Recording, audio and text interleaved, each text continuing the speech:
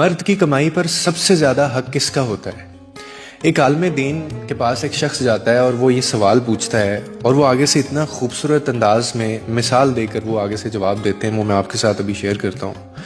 वो आगे से कहते हैं कि अगर एक मर्द के पास अपने घर वालों को खिलाने के लिए सिर्फ एक ही वक्त का खाना है ना, और उसके घर में उस वक्त जो है वो उसकी माँ भी भूखी है, उसका बाप भी भूखा है, उसकी बहन भी भूखी है, उसका भाई भी भूखा है और उसकी बेटी भी भूखी है और उसका बेटा भी भूखा है, ये उस घर में मौजूद हैं, लेकिन एक वक्त का खाना है, तो वो किसको खिलाए?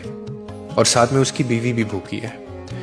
तो वो आगे से कहते हैं कि वो एक वक्त का जो खाना है वो सिर्फ और सिर्फ अपनी बीवी को देना वाजिब होगा उसके लिए। क्यों? क्योंकि उस खाने के ऊपर सब लोगों की निस्बत जो है वो बीवी का हक जाता है। यानी बीवी पर खर्च करना मर्द के लिए सदका भी है, इबादत भी है, रिस्पॉन्सिबिलिटी भी है, ये तीनों चीज़ें हैं। क्यों? अब मैं आपको रीज़न बताता हूँ। क्योंकि ये वो रिश्ता है, मैंने आगे भी कहा है, जो खून नहीं है आपका, लेकिन वफा इसमें देखें कितनी है।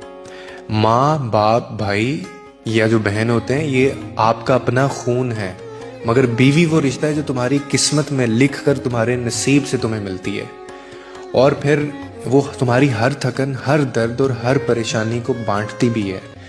उसके दिल में तुम्हारे लिए दुआ भी होती है, तुम्हारी राह में कुर्बानी भी होती है। और फिर अल्लाह ने इसी रिश्ते के बारे में ये फरमाया है कि औरतें तुम्हारे लिए लिबास हैं और तुम उनके लिए लिबास हो। यानी आप अगर इसको थोड़ा सा समझें कि एक दूसरे का सहारा भी, इज्जत भी और पर्दा भी। इसीलिए बीवी पर खर्च करना वो महज एक फ़र्ज़ नहीं है, बल्कि वो मोहब्बत का इजहार भी है और वो सदका भी है। बाकी आपके ब्लड रिलेशंस हैं।